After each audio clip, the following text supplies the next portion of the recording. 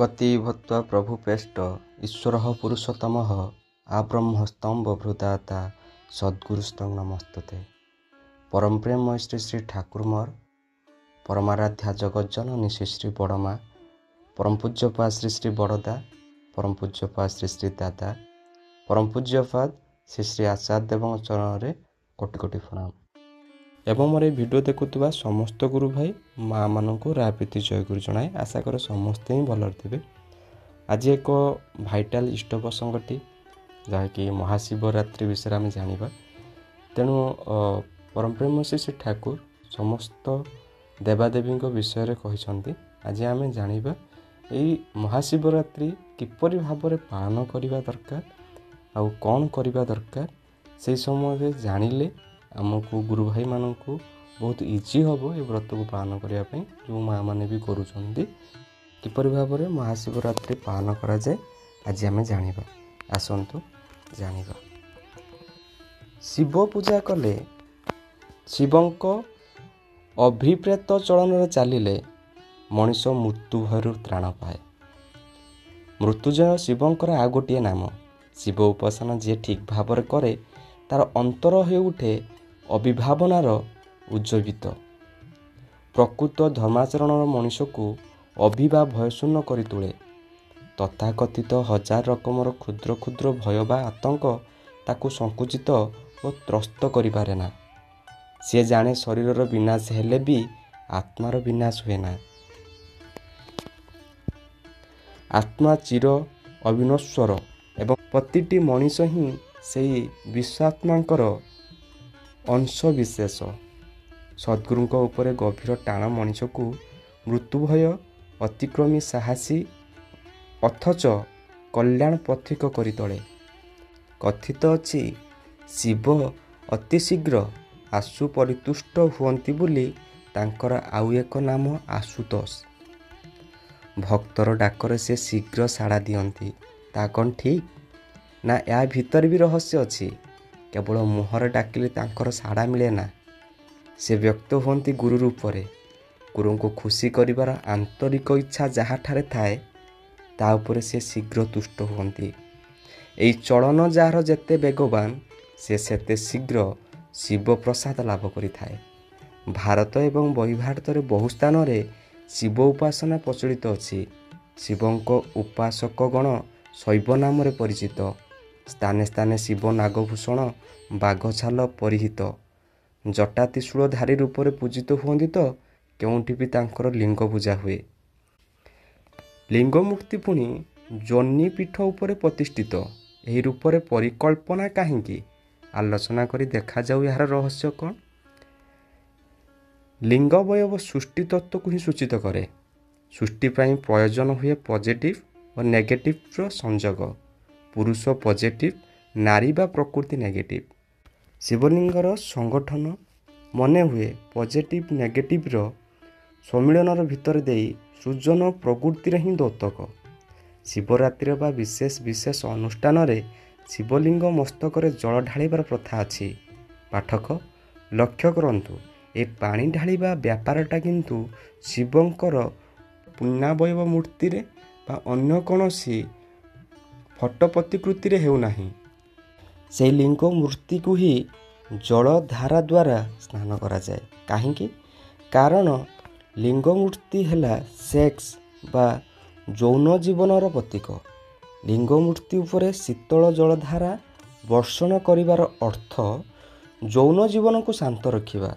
यौन जीवन जार अशांत उग्र से निजे दुख भोग करे परिवेश को भी विव्रत और विषाक्त करि तोले।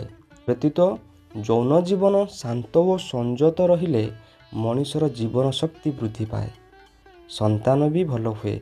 आ उच्छृंखल विक्षिप्त यौन जीवन जीवन शक्ति को क्षीण और मीरमाण करि तोले।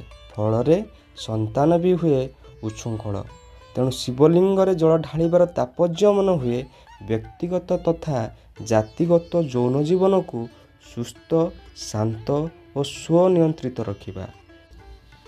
शिवलिंग उपरे माठिया माठिया पानी ढाली मु जदि अवैध यौनाचार रे लिप्त रहे ତାହେଲେ ସେହି ଜଳ ଢାଳିବାର କୌଣସି ସାର୍ଥକତା ହିଁ ଜୀବନର ଫୁଟି ଉଠେ ନା।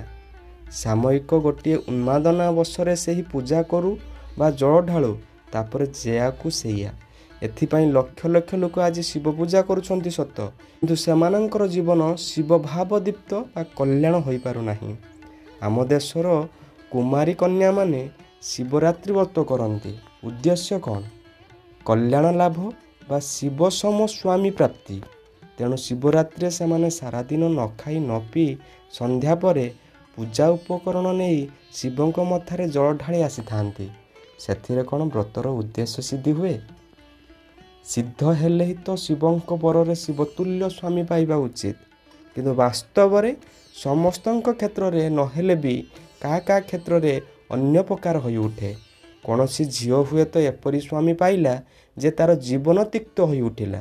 ସେତେବେଳେ ମଧୁଝରା ବିବାହ ରାତିର ମଧୁର ସ୍ୱପ୍ନ ଅଚିରେରେ ମିଳେଇଯାଏ।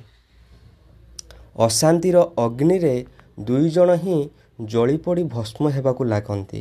ଏପରି ହୁଏ କାହିଁକି?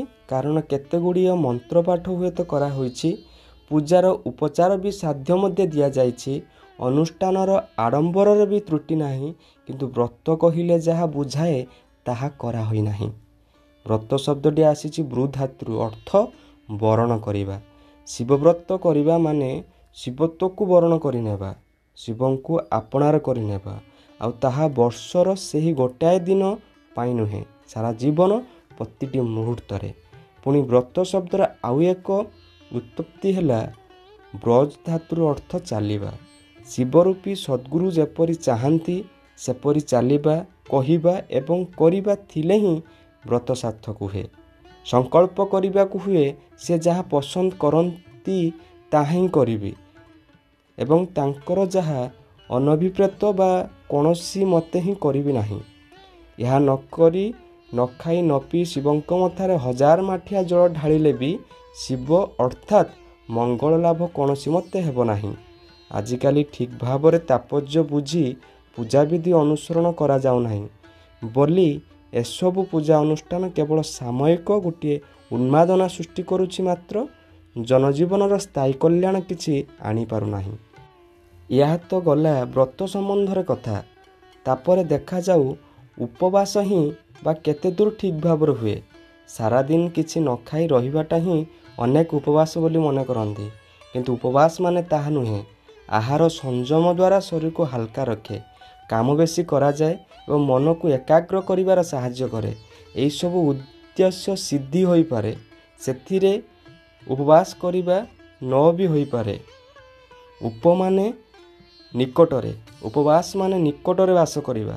ଏବେ ମୁଁ ଯାହାଙ୍କ ପାଖରେ ରହିବାକୁ ଚାହେଁ ମୋତେ ଅବଶ୍ୟ ହିଁ ତାଙ୍କର ମନମତ ହୋଇ ରହିବାକୁ ହେବ, ତାହା ନହେଲେ ମୁଁ ତାଙ୍କର ଅସ୍ୱସ୍ତି ଉତ୍ପାଦନ କରିବି, ପ୍ରୀତ ହେବେ ନାହିଁ ସିଏ। ଠିକ୍ ସେହିପରି ଶିବ ସାନ୍ନିଧ୍ୟରେ ରହିବାକୁ ହେଲେ ବି ମନଟାକୁ ଶିବମୁଖୀ କରି ଏକାଗ୍ର କରି ରଖିବାକୁ ହୁଏ। ସବୁ ସମୟରେ ଭାବିବାକୁ ହୁଏ ମୁଁ ଶିବଙ୍କ ଚରଣ ତଳେ ବସିଅଛି, ତେଣୁ ସିଏ ଯେପରି ପସନ୍ଦ କରନ୍ତି ସେପରି ମୋତେ ଚାଲିବାକୁ ହେବ, କହିବାକୁ ହେବ, କରିବାକୁ ହେବ। ତେଣୁ ମୋଟ କଥା ହେଲା ଶିବ ଭାବର ପରିପୋଷଣ ଯାହାଦ୍ୱାରା ହୁଏ ସେପରି ଆହାର ବିହାର ଆଳାପ ବ୍ୟବହାର କରି ଚାଲିପାରିଲେ ହିଁ ଶିବଙ୍କ ଉପବାସ କରାହେବ। ନାରୀ ହେଉ ବା ପୁରୁଷ ହେଉ, ଯେଉଁମାନେ ଏହି ବ୍ରତ ଠିକ୍ ଭାବରେ କରନ୍ତି ଅନ୍ତର ସେମାନଙ୍କର ହୋଇଉଠେ ଶୁଦ୍ଧ, ଶାନ୍ତ, ମଙ୍ଗଳ ବିକରଣୀ। ସେମାନଙ୍କ ଜୀବନରେ ଲାଳସାର ଉଗ୍ରତା ସ୍ତିମିତ ହୋଇ ଆସେ। ପ୍ରତ୍ୟେକ ତାର ବୈଶିଷ୍ଟ୍ୟାନୁଯାୟୀ ହୋଇ ଉଠନ୍ତି ମହାଯୋଗୀ। ମହାଦେବଙ୍କର ଗୋଟିଏ ଗୋଟିଏ କ୍ଷୁଦ୍ର ସଂସ୍କରଣ, ଆଉ ଏହି ହେବା ଆନୁପାତିକ ପ୍ରସ୍ତୁତି ଘଟେ ପ୍ରତି ପ୍ରତ୍ୟେକଙ୍କ ଜୀବନରେ। କଥାରେ ଅଛି ଯେପରି କରି ସେପରି ହୁଏ, ବିଧିକାର ବାମ ନୁହେଁ। ଏହା ହିଁ ଥିଲା ମହାଶିବ ରାତ୍ରି ବିଷୟରେ କିଛି କଥା, ଯାହାକି ଆମେ ଶିବଲିଙ୍ଗ ମୂର୍ତ୍ତି ଉପରେ ଆମେ ପାଣି ଢାଳୁଛନ୍ତି, କିନ୍ତୁ କେଉଁଥିପାଇଁ ପାଣି ଢଳାଯାଏ ଆମେ ଜାଣିଲେ, ଯାହାକୁ ଆମର ଯୌନ ଜୀବନକୁ ନିୟନ୍ତ୍ରିତ କରିବା ପାଇଁ।